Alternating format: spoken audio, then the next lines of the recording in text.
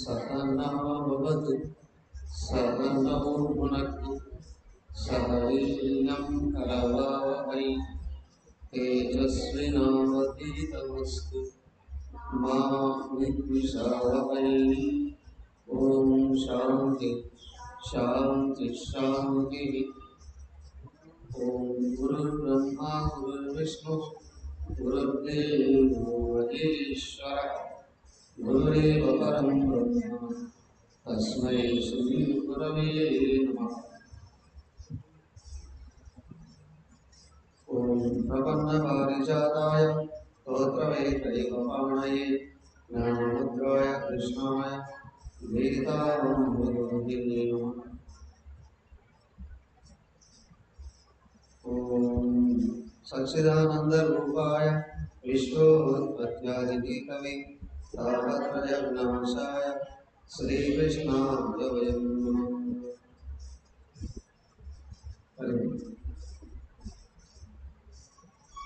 श्रीमद्भागवतं दशमस्कन्धं 56వ అధ్యాయం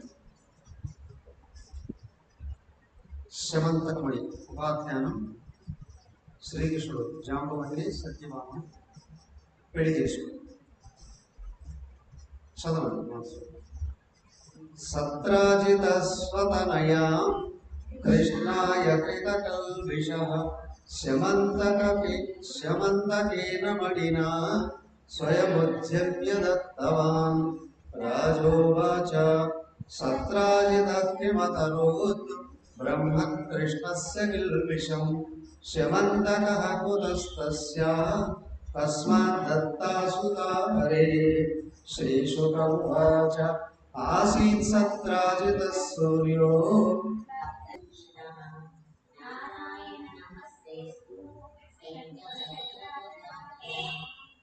దామోదరారవిందాక్ష గోవింద యదునందన. ఓకే, హరి. శ్రీ శుకుడు చెప్తూ ఉన్నాడు. ఈ ఫ్యాన్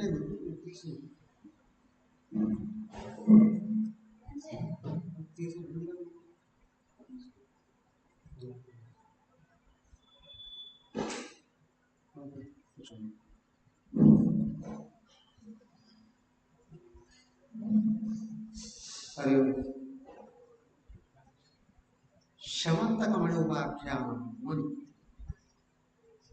జనరల్గా ఎవరికైనా అపనిందలు వస్తే ఇక్కడ చెప్పబడిన 56, 57 ఈ 2 అధ్యాయాలని చదివి కృష్ణుడికి నైవేద్యాలు ఇస్తే వాళ్ళకి అపనిందలు వెళ్ళిపోతాయి అని చాలా ప్రసిద్ధి.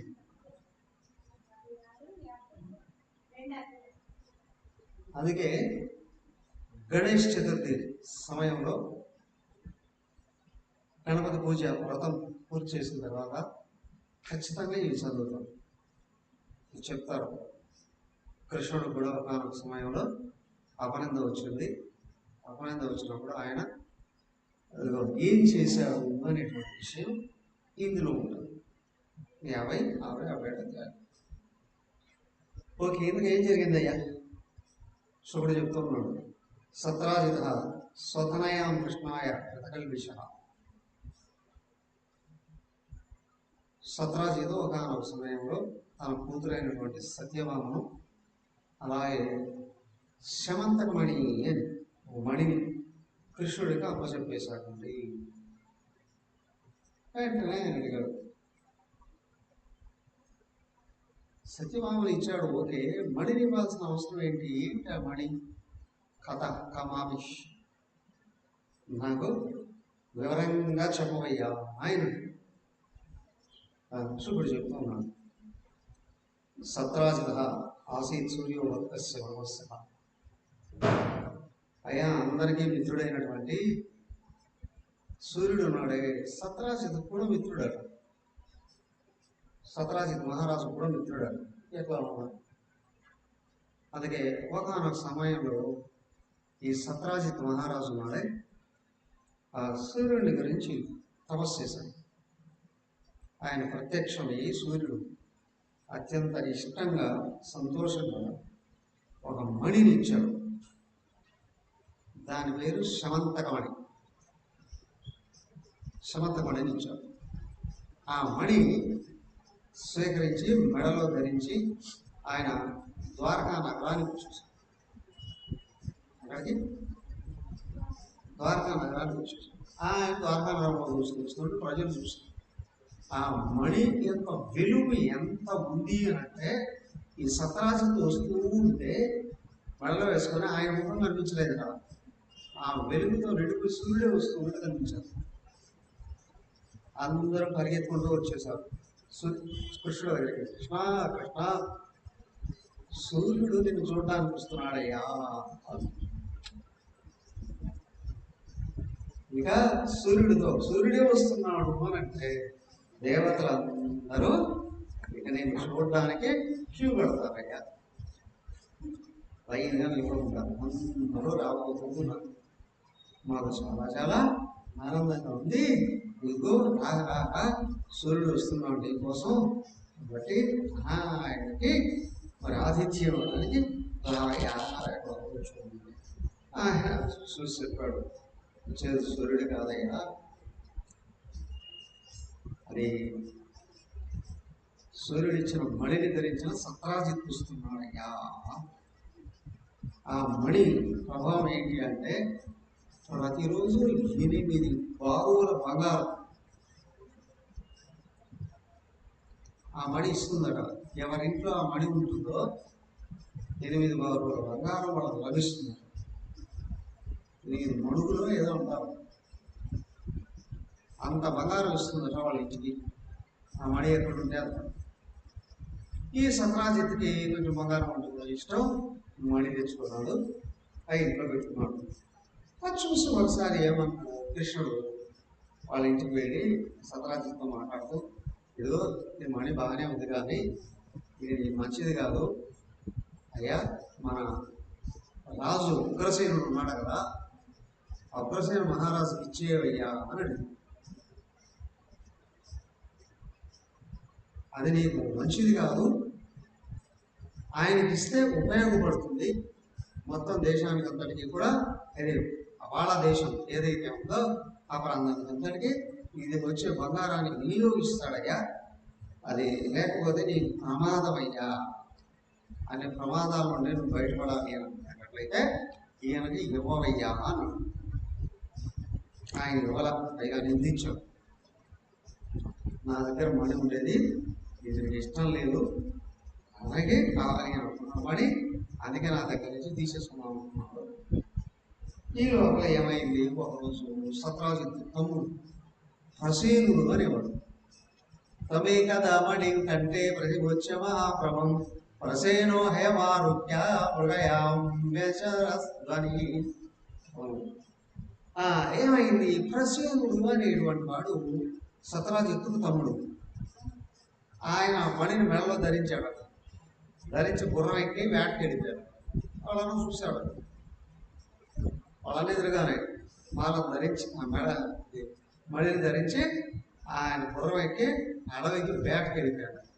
వేటకి వెళ్ళిపోయినటువంటి వాడు గుర్రం మీద పోతూ ఉంటే వాడు మెడలో ధరించినటువంటి మణి ఆ వ్యక్తి కూడా చూసినట్టుగా ఒక సింహం చూసింది. దానికి ఆహారం కావాలి, పోయి నేరుగా వెళ్ళి ఆ పరిశీలన మీద పడి ఆయన చంపేసి ఆ మణిని నోట కలుసుకొని అది ఆహారం అనుకుని కొనలేదు. అది వెళ్ళి చూడ గుహ ఉంది. గుహ, ఆ ఆ గుహ దగ్గరికి వెళ్ళేటప్పుడు ఏమైందయ్యా, లోపల పెద్ద ఎరుగొట్టు. ఆయన జాంబవంతుడు. బయట చూస్తే ఉండేటప్పటికి ఏం చేశాడు, ఆయన అవలోకాలు ఏం చేశాడు, ప్రసేనం సహయం హత్వా మణిమాచిత్య కేసరి గిరిం విశన్ జాంబవతా విహతో మణివిచ్చత సోపి చక్రే కుమారస్య మణిం క్రీడన కంపిలే అవశ్యం భ్రాతరం భ్రాత సత్రాజిత్ పర్యతస్యత. అప్పుడు ఏం చేశాడు, ఈ జాంబవంతుడు ఈ సింహాన్ని చంపేశాడు. సింహాన్ని చంపేసి ఆ మడిని తీసుకెళ్ళి తన గుహలో చెరుకు లాంటిలో ఉన్న ఊయలు ఆయన ఆడించడానికి అక్కడ పెట్టారు.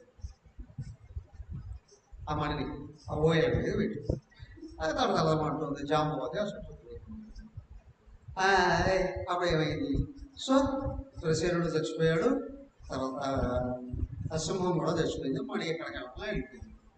వీళ్ళు చూశారు ప్రసేనుడు తిరిగి రాకపోయేటప్పటికీ ఆ మణి మీద ఆశతో కృష్ణుడే చంపేశాడు అని ఈ సత్రాజిత్ అందరికీ చెప్పడం మొదలుపెట్టాడు. కృష్ణుడు నన్ను అప్పుడు అడిగాడు, నేను ఇవ్వలేదు, అందుకే మా తమ్ముడిని చంపేసి మణిని ఎత్తుకెళ్ళిపోయాడు అని చెప్పి అందరికీ ప్రచారం చేశాడు. ఎవరు? సత్రాజిత్. నెమ్మదిగా విషయం అంతా ద్వారకంతా రాకపోతే కృష్ణుడు దగ్గరికి వచ్చింది. కొంతమంది ఉంటారుగా గిట్టన వాళ్ళు కృష్ణుడే తీశాడేమో, ఎక్కువ కొంతమంది వాళ్ళు పరిగెత్తుకుంటూ చెప్పాడు సత్రాజిత్ మీద ఈ విధంగా ప్రచారం చేస్తున్నాడు అయ్యా, నేనేమేయగలిగా అపనంద పడిందిగా అట. అప్పుడే ముందు రోజే గణేష్ చతుర్థి. ఆ రోజు ఏంటి అని అంటే ఎక్కడ రాహుల్ దగ్గర ఆయన రుక్మిణీదేవి ఏదో పాలు ఇచ్చిందట. ఆ పాలు తాగబోతుంటే ఆ పాలలో అక్కడ చంద్రుడు కనిపించాడు. ఈయన ఏదో అపనంద రాబోతున్నట్టుంది అని అనుకున్నాడు. తెల్లారేటప్పుడు ఈ విషయం అంతా తెలిసింది. ఏం చేయాలి ఇప్పుడు అని చూసి ఎలాగైనా అపనంద పోగొట్టుకోవాలి కదా, తన శరణం తీసుకొని ఏం చేశాడు, ఈయన మణిని వెతకడానికి, ఆ మణిని ధరించిన వీడిని ప్రసేనుడిని వెతకడానికి వెళితే అడవిలో తిరిగి ఒక ప్రదేశంలో సింహపు పాదము గుర్తులు ఉన్నాయి. ప్రసేనుడు చచ్చిపోవడం, గుర్రం కూడా చచ్చిపోయింది. వాటిని చూసి ఎక్కడ సింహం ఏదో కొట్టేసి తీసుకెళ్ళిపోయినట్టు సింహం అడుగులు పట్టుకొని, రక్తం ఉంటుంది కదా, ఆ అడుగులు పట్టుకుని ఎరగలేదు. ఒక కోణ మీదకి వెళ్ళేటప్పటికి ఆ కోణ మీద ఈ సింహం కూడా పడిచొచ్చు. ఏలుగు పట్టు అడుగులు వాటిని అడుగులు పట్టుకుని ఆ గుహలో ప్రవేశించాడు. మంది ఉన్నారు చుట్టూ, ఆయన చుట్టూ. ఆయన చెప్పాడు, మీరు బయటే ఉండండి, నేను లోపలికి వెళ్ళి వెతికేసి వస్తాను. లోపలికి వెళ్ళేటప్పటికి ఈయన ఎప్పుడైతే వెతుకుతూ లోపలికి వెళ్ళిపోయాడో ఆ ఓయల చుట్టూ దగ్గర జాంబవతి కూడా కొత్త మనిషి, పైగా భగవంతుడు కదా, మెరిసిపోతూ ఉన్నాడు. అది చూసి ఆ జాంబవతి భయపడి కొత్తవాళ్ళు ఎవరో వచ్చాను కరెక్ట్గా అరిసేసేటప్పటికి జాంబవంతుడు బయటకు వచ్చాడు. జాంబవంతుడు వాస్తవానికి కృతయుగం నుంచి ఉన్నాడు. ఆయన విష్ణుదేవుడికి మహాభక్తుడు. వచ్చింది ఎవరు? విష్ణువే కదా ఈయన. కానీ శ్రీకృష్ణుడు మాయను కల్పించాడు. గుర్తించకుండా ఉండేటప్పుడు, వచ్చింది ఎవరు అనే విషయం గుర్తించకుండా ఉండేటప్పుడు మాయ కల్పించాడు. ఎందుకు చేశాడయ్యా అంటే ఈ జాంబవంతుడే పోయిన అవతారంలో రాముడుగా ఉండేటప్పుడు ఒకసారి రాముడు ఏదో అడిగితే నేను వరం కావాలి, ఏం వరం కోరుకోయ్యా అని అంటే ఆయన వరం కోరుకున్నాడట, నీతో యుద్ధ భిక్ష కావాలి స్వామి అని కోరు, నీకు యుద్ధం కావాలి అని కోరాడు. ఎవరితో? రాముడితో. అది ఇప్పుడు కుదరదులే కానీ నీకు పై వచ్చే జన్మలో మీకు అది ప్రసాదిస్తాను, అట్లాగే ఉంది ఈయన ఇలాగే ఉన్నాడు కదా. ఇప్పుడు ఏంటి, కృష్ణుడిగా వచ్చాడు. వస్తే ఈయన మాయ కల్పించాడు. మాయ కల్పించేటప్పటికి అతను ఎవరు నువ్వు ఏంటి అని కృష్ణుడిని ఎదిరించాడు. ఎదిరించేటప్పటికి ఈయన మణిని తీసుకుపోయేటప్పటికి ఎగిరి ఎదురుతే ఇక ఇద్దరికి యుద్ధం. ఒప్పుకున్నాను. ఏమైందయ్యా? 24 రోజులట, 28 రోజులు, 4 రోజులు, 4 వారాలు కొట్టుకున్నాను.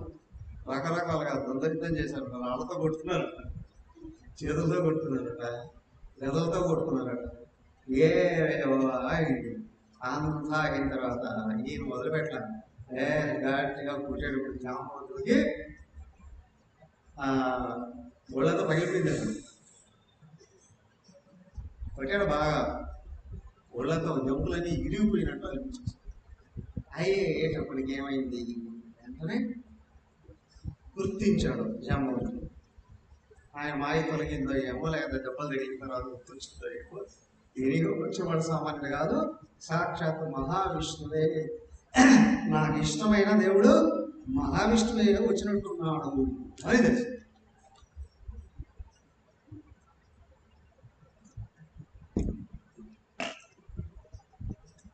వెంటనే ఆయన పాదాల మీద పడ్డాడు. పాదాల మీద పడి ఆయన వేడుకున్నాడు, స్తుతించాడు. ఏమని?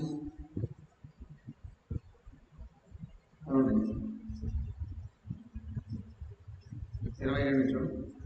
స్వంహి విశ్వసృజాం స్రష్ట సృజ్యాన్నామపి యచ్చసత్ కాలకలయతామీశః పర ఆత్మా తదాత్మనాం యశేషదుత్కలితరూష కటాక్షమోక్ష వర్మాదిశత్సువిదతనం కృతమింగిలోబ్ధి సేదోకృతస్వయశముజ్జలితాచలంక రక్షశిలాంశువిషేమేదురికక్షతాని. ఆయన అన్నాడు, అయ్యా సకల దేవతలకు మూలమైనటువంటి సృష్టి స్థితి లయకారకుడైనటువంటి ఆ పరమాత్మకు నువ్వే అయినట్టున్నావు. నాకు ఇష్టదేమో నారాయణ భగవానుడివే అయినట్టున్నావు. ఇంకో నన్ను క్షమించు, నన్ను మన్నించు, నన్ను ఆశీర్వదించు అని కాళ్ళ మీద పడ్డాడు. కాళ్ళ మీద పడ్డాడు. ఇప్పటికి ఏమైంది, ఆయన చెప్పాడు, పూర్వం రామచంద్రుడు నువ్వే, ఏదో బుద్ధి లేక నేను కోరుకున్నాను అక్కడ ఇంతవారి, ఇక్కడ సాగు కొట్టావు నన్ను, అక్కడ సాగు కొట్టావు, ఇంక నన్ను క్షమించవయ్యా అని 30 శ్లోకాలు 2 శ్లోకాలు. అభిమృశ్యారవింద హరిమృశ్యారవిందాక్ష పాడినా శంకరేణ తం కృపయా పరయా భక్తం ప్రేమ గంభీరయా గిరా. మణిహేతోరిహ ప్రాప్తావయం వృక్షపదే విలం నిత్యాభిశాప ప్రవృజన్ ఆత్మనో మణి యుక్తిరం కన్యాం జాంబవతి ముదా అర్హణార్థం సమణినా కృష్ణాయోపజహాత. ఏమైంది అప్పుడు? ఆయన చెప్పాడు, అయ్యా నువ్వు ఖచ్చితంగా రాముడువే, ఇప్పుడు దేవకి శుద్ధుడుగా పుట్టావు అని చెప్పి తెలిసింది. ఎదుగా నువ్వు ఇక్కడికి వచ్చి నన్ను ఇంతగా కొట్టావు అంటే ఖచ్చితంగా నువ్వే నన్ను విధించు మన్నించు అని అడగబడ్డాడు. ఆయన అప్పుడు కృష్ణ రూపం దాల్చి విష్ణులాగా కనిపిస్తూ నేను వెను మీద ఒకటి తట్టేటప్పటికి ఆయన పాదం వదిలి వేసి కోరుతున్నాను. మామూలు స్వస్థశక్తుడు అయ్యాడు. వెంటనే వచ్చే ఆ శమంతకమణి గురించి చెప్పాడు అప్పుడు కృష్ణుడు.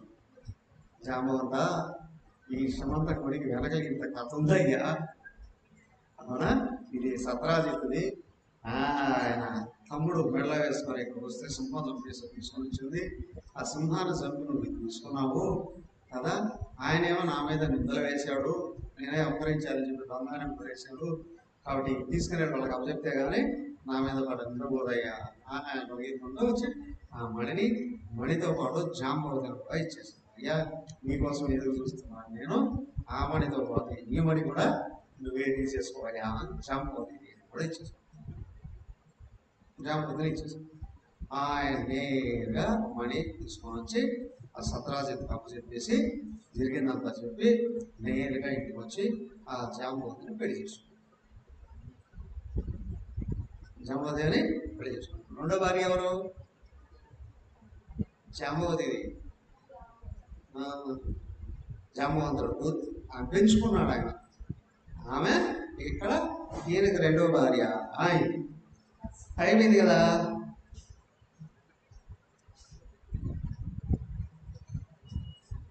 అక్కడ అయిపోయింది. ఆ చెప్పిన విషయం ఏంటి అంటే జరిగిన విషయం నేను ఊరికి ఏం చెప్పలేదు.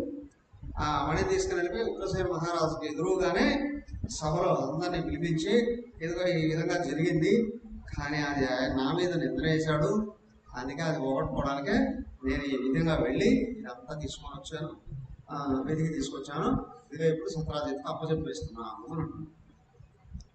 ఆయన తీసుకున్నాడు. కానీ ఇంటికి వెళుతూ ఉన్నాడు. ఆలోచిస్తూ ఎవరు సత్రాజిత్తు అంత పెద్ద మహాత్ముడు వెళ్ళిన దేశాన్ని అవునా, నాకు ఎంత పాపం అయింది, ఆయన ఎంత ప్రయత్నం చేసినా అపరాధ భావం నుండి బయటపడలేకపోయాడు. అపరాధంలో ఉంది. దాని గురించి ఆలోచిస్తూ ఏం చేశాడైనా గట్టి నిర్ణయం తీసుకున్నాడు. అంతకుముందు శతవన్నుడు వాడికి ఎవరికో ఇచ్చేస్తాను అమ్మాయిని కూతుర్ని, ఆ కూతుర్ని వాడికి ఇస్తానని చెప్పి ప్రమాణం కూడా చేస్తున్నాడు. ఒక విధంగా నిశ్చితార్థంలో కూడా అయిందట. ఏదైతే అది అయ్యింది అని చెప్పి ఆ అమ్మాయిని మణిని తీసుకొని వచ్చి కృష్ణుడికి అప్పచెప్పేశాడు. పెళ్లి చేశాడు. సత్యభామని కృష్ణుడికి ఇచ్చి పెళ్లి చేస్తే మణి కూడా అప్పచెప్పాడు. ఆయన సత్యభామని అయితే తీసుకున్నాడు కానీ మణిని తీసుకోలేదు. నాకు ఇంత అయ్యాయి మణి, ఇది నాకు వద్దు, నీ దగ్గరే పెట్టు, నాదిగా, అవునా, అది నాదే, నువ్వు ఇచ్చేసావు కాబట్టి, కానీ నీ దగ్గర ఉంచు. అయితే ప్రతిరోజు బంగారం ఇస్తుంది కదా ఇది, ఆ బంగారం నాకు అవసరం, అది ఇచ్చేటువంటి బంగారం ఏదైతే ఉందో అది నాకు అప్పచెప్పవయ్యా అని అన్నాడు. సరే సరే సరే. ఎందుకు చేశాడు ఆయన? ఏదో ఉంటాయి వెనకాల ఎన్నెన్నెన్నెన్నో విషయాలు ఉంటాయి కదా, అవన్నీ జరగాలి కదా, జరగడం కొరకు ఈయన ఇక్కడికి ఇచ్చేసాడు. అయితే ఆ తర్వాత ఏమైంది, కృష్ణుడి ఇంటికి హాయిగా ఉన్నాడు. ఇంకొక సందర్భంలో ఆయన అక్కడికి వెళ్ళాల్సిన అవసరం వచ్చిందట. అక్కడికి కృష్ణుడు బలరాముడితో సహా హస్తినాపురానికి వెళ్ళాడు. ఎందుకు? వాళ్ళు పాండవులను పలకరించడం మనకు అక్కడికి వెళ్ళాడు. ఆయన అక్కడికి వెళ్ళాడు అనే విషయం తెలిసి ఆయన అక్కడ అందరినీ కలుస్తున్నాడట, తిరుగుతున్నాడు. అయిపోయింది. ఈ లోపల ఇక్కడ ఏమైంది, అక్రూరుడు కృతవర్మ ఇద్దరు ఫ్రెండ్స్, మంచి వాళ్ళు ఎవరిద్దరు, దైవ ప్రేరణో ఏమో, వీళ్ళిద్దరూ వెళ్ళి ఏం చేశారు, అక్కడ నిన్నలే కదా శతధన్వుడు అనుకున్నాం కదా, శతధన్వుడు దగ్గరికి వెళ్ళారు. నీకు ఇస్తానన్నాడు కదా దేవని, నీకు ఇవ్వకపోగా క్షమాతకమని కూడా నీకు ఇవ్వలేదు, ఎటొచ్చి సత్యభామని అయితే శ్రీకృష్ణుడు తీసుకెళ్ళిపోయాడు. కానీ సమంతకుడు అతని దగ్గర ఉంది కదా, సత్రాజిత్తుకి వెళ్ళి ఎలాగైనా సరే సమంతకుని నువ్వు తెచ్చేసుకో, వీళ్ళు ప్రేరణ చేశారు. సమంతకుని తెచ్చేసుకో, ఆ విధంగా నువ్వు కగ తీర్చుకో అని. వాడేం చేశాడు, ముందే దుర్మార్గం చేద్దాం. వీడు వాళ్ళ బ్యాచ్, జరాసంద్ర బ్యాచ్. వీడేం చేశాడు, రాత్రి వెళ్ళి ఈ సత్రాజిత్తు నిద్రపోతూ ఉన్న సందర్భంలో నిద్రలోనూ ఉండగానే నరికేసింది. ఎవరిని? సత్రాజిత్తు నిద్రలో ఉండగా నరికేసి చంపేసి ఆ సమంతకుడు ఉంది కదా ఎత్తుకొని ఇంటికి వెళ్ళిపోయాడు. ఇంటికి వెళ్ళిపోయిన తర్వాత ఇప్పుడు అందరూ లేచారు. అంతఃపురంలో లేచేటప్పటికి చచ్చిపోయిన మొక్కలు పడిపోయాను. ఓ అని ఆహాకారంలో విన్నట్టు ఆ అంతఃపురంలో అదే అయింది. అయిన తర్వాత ఏమైంది, అందరూ కలిసి బోర్బడి ఏడుస్తున్నారు. ఈ లోపల సత్యభామ వచ్చి తైలద్రోణి, ఎప్పుడైతే మనం ప్రెషర్ అంటారు, ప్రెషర్ అలాగా తైలద్రోణి అంటే నూనె నింపినటువంటి పెద్ద బాక్స్, దాంట్లో శవం తీసుకొచ్చి పెట్టేసి ఈ సత్యభామాదేవి నేరుగా హస్తినాపురం, ద్వారకొండ హస్తినాపురం, ఢిల్లీ నుండి హస్తినాపురం. ఇప్పుడైతే ట్రైన్కే చాలా టైం పడుతుంది, ట్రైన్కి 10 గంటల దాకా పడుతుంది, అంత దూరం. ఏమైంది?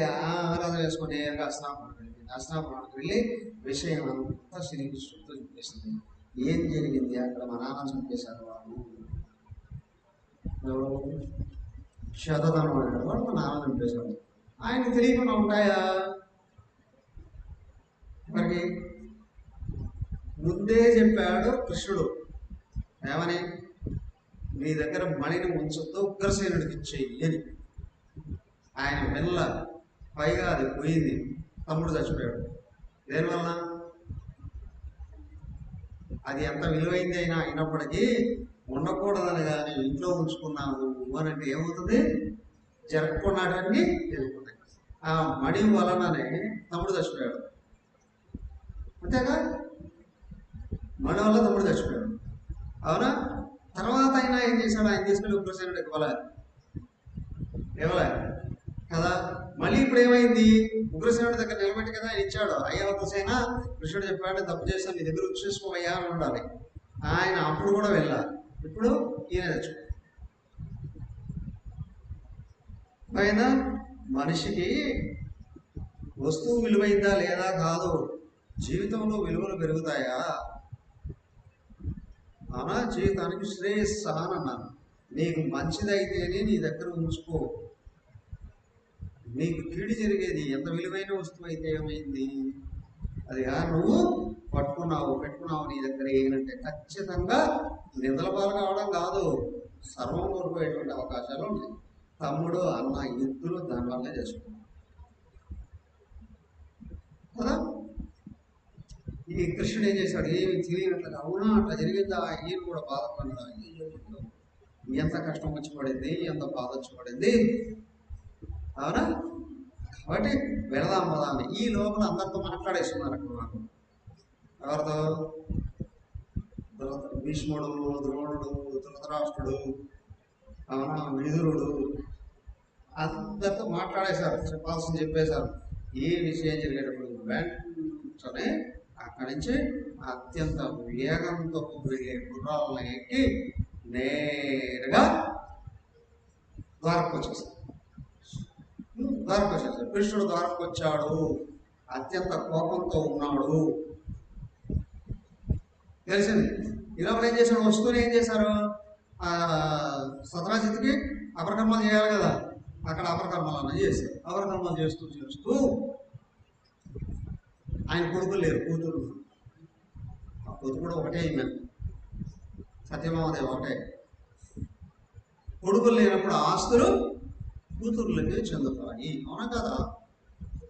కూతుర్లకే చెందుతాయి. ఇప్పుడు ఆ శమత పని ఎవరిది? సత్యభామది కదా. ఇప్పుడు వాడి ఎత్తుకెళ్ళిపోయింది ఎవరిది? సత్యభామ ఆస్తులు దొంగతనం చేశాడు. సత్యభామ ఎవరు? కృష్ణుడికి భార్య, అవునా? ఇప్పుడు చూస్తే శమంతకమణి ఎవరిది? సత్యభామతో సహా శమంతకమణి కూడా కృష్ణుడిది అయ్యింది. మరి కృష్ణుడికి ఇచ్చేయాలని లేదా? వాడు కృష్ణుడు ఆస్తి దొంగతనం చేసి వాడు తీసుకెళ్ళిపోయే మరి హత్య చేసి తీసుకెళ్ళిపోతే కృష్ణుడు ఊరికే ఉంటాడా? కృష్ణుడు కోపంగా ఉన్నాడా అనే విషయం ఆ శతధనుడికి తెలిసింది. తెలిస్తే వాడు ఏమిటి చంపేస్తాను నన్ను ఖచ్చితంగా కృష్ణుడు, నాకు సెలవు రాసింది వాడేం చేశాడు? రాత్రి ఆశ్రమంలో తీసుకెళ్ళి అక్రూరుడు దగ్గర దాచిపెట్టాడు. ఏమో విలువైన వస్తువులు చూస్తే మంచి వాళ్ళు కూడా అప్పుడప్పుడు ఆశలు పడతాయి, ఏమో తెలియదు. ఆయన దాచిపెట్టాడు, తీసుకెళ్ళి బయట పారేశ్వరుడు తెలియదు. కృతవర్మ దగ్గరికి వెళ్ళాడు, అయ్యా నన్ను రక్షించు అని. కృష్ణుడు కోపంగా ఉన్నాడు, అడ్డెళ్తే ఎవడైనా చంపేస్తాడు. అక్రూరుడి దగ్గరికి వెళ్ళాడు, నన్ను కాపాడు అని. వద్దయ్యా నన్ను కూడా చంపేస్తాడు కృష్ణుడు. ఇప్పుడు ఏం చేయాలి? కనీసం మనల్ని దగ్గర పెట్టుకొని అత్యంత వేగంగా వెళ్ళేటువంటి గుర్రాన్ని ఎక్కాడట. గుర్రాన్ని ఎక్కి రథం మీద గుర్రం మీద వెళ్ళిపోయాడు. తెల్లారేటప్పటికి ఎక్కడ? ద్వారక మిథిలా నగరానికి వెళ్ళిపోయాడట. ఇప్పుడు నేపాల్ ద్వారక దగ్గర నుండి మిథిలా నగరానికి వెళ్ళిపోయాడట. 800 కిలోమీటర్లు వెళ్ళిపోయాడు భయపడి. ఆ మిథిలా నగరానికి వెళ్ళి అక్కడ తెలియకుండా తలదాచుకో అన్నాడు. కృష్ణుడికి తెలిసింది. ఏం చేయాలి ఇప్పుడు? వదిలిపెట్టకూడదు కదా వాడిని. కృష్ణుడు బయలుదేరాడు, బలరాముడు కూడా బయలుదేరాడు. వీళ్ళు కూడా వేగంగా వెళ్ళారు, గుర్రాలు ఎక్కే బయలుదేరితే వీళ్ళు వెళ్ళిపోయారు. వాడు ఏం చేశాడు అక్కడ? ఈ లోపల జనాలు చాలా చాలా చాలా రకాలుగా ఉన్నారు. కృష్ణుడు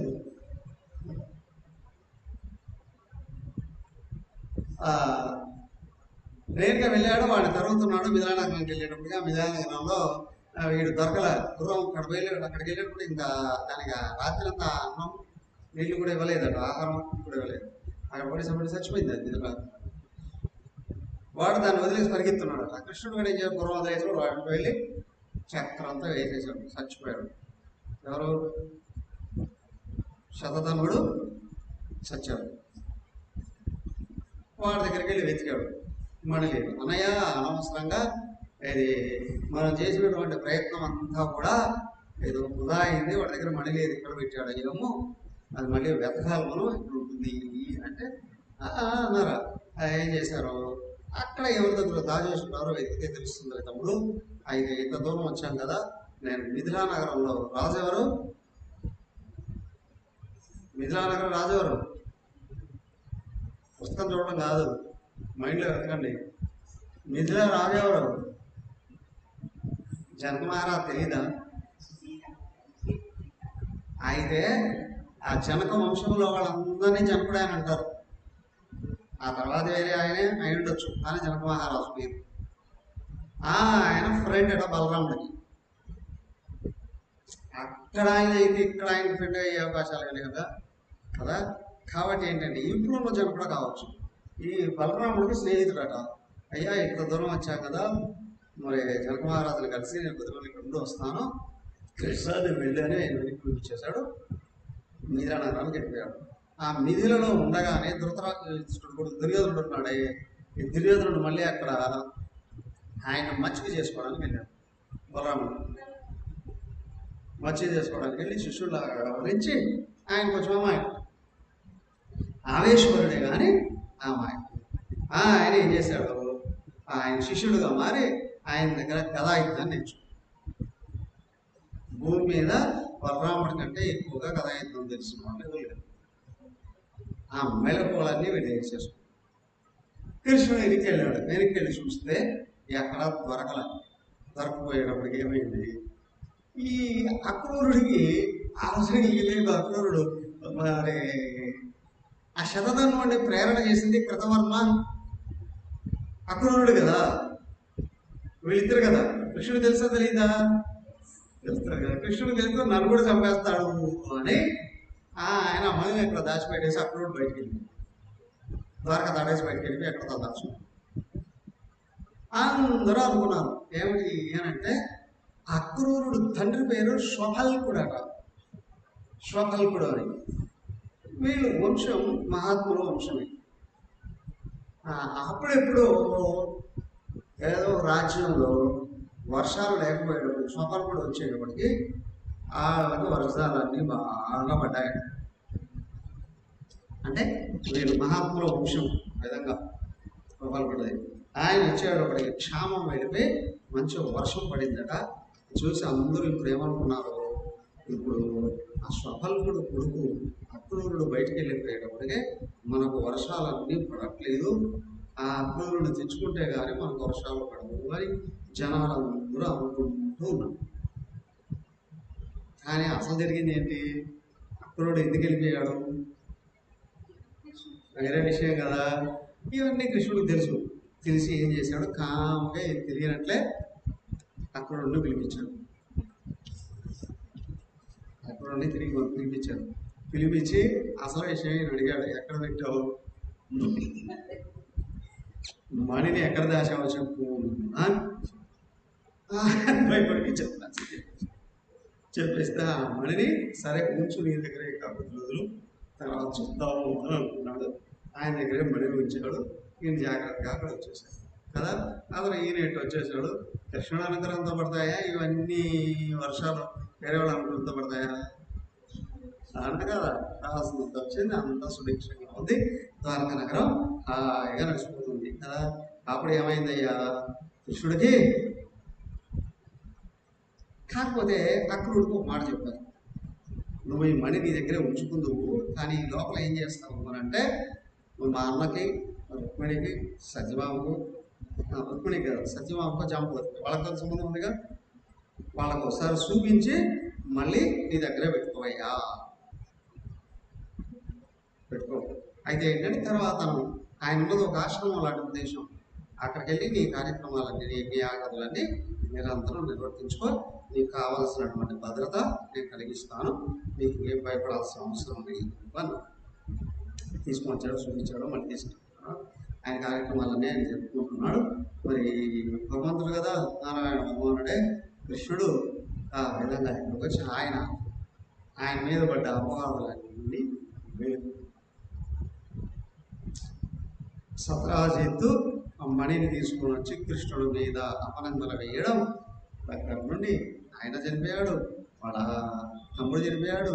దాన్ని కావాలని ఆశించినటువంటి శరధనుడు పోయాడు. ఇక్కడ అది దాచిపెట్టుకున్నటువంటి అక్రూరుడు కూడా కష్టాలు కలిగాయి, భయాలు కలిగాయి. కాబట్టి కృష్ణానుగ్రహం దాన్ని అలాగే ఎవరైతే జీవితంలో ఎప్పుడైనా తెలియకుండా అపవాదులు కలిగాయి అంటే ఈ 2 అధ్యాయాలని చక్కగా పఠనం చేసి కృష్ణుడికి మొక్కులు ఇస్తే వాళ్ళకు కూడా ఈ అపవాదం నుండి బయటపడిపోతారని అని శుభ మహర్షి చెప్తూ ఇదిగో ఈ అధ్యాయాన్ని ఇట్లా ముగిస్తూ అయితే ఇప్పుడు ఎంతమంది వచ్చారు కృష్ణుడు భార్యలు? రుక్మిణి, జాంబవతి, సత్యభామ, ముగ్గురు వచ్చారు. ఇంకా 5 మంది అంతఃపురం రాణులు కావాలి కదా. ఎవరయ్యా వాళ్ళు? కాళింది, ఆమె యమునాదేవి, అవునా, మిత్రవింద, నాగ్నజితి, అవునా, భద్ర, లక్ష్మణ, 5 మంది ఇంకా భార్యలు రావాలి. వాళ్ళు ఎలా వచ్చారండి? ఏ విధంగా వచ్చారు? నెక్స్ట్ టైం చూద్దాం. నెక్స్ట్ టైం చూసినప్పుడు నేనైతే కృష్ణుడు అనుగ్రహిస్తే రుక్మిణి కళ్యాణం కూడా చేసుకోవాలి. ఓకే, మరి ఈరోజుతో ఈ కార్యక్రమం అయిపోతుంది. ఓం సర్వే భవంతు సుఖినః, సర్వే సంతు నిరామయాః, సర్వే భద్రాణి పశ్యంతు, మా కస్య దుఃఖభాగ్ భవేత్. ఓం శాంతి శాంతి శాంతి. హరి ఓం శ్రీ గురుభ్యో నమః. హరి ఓం.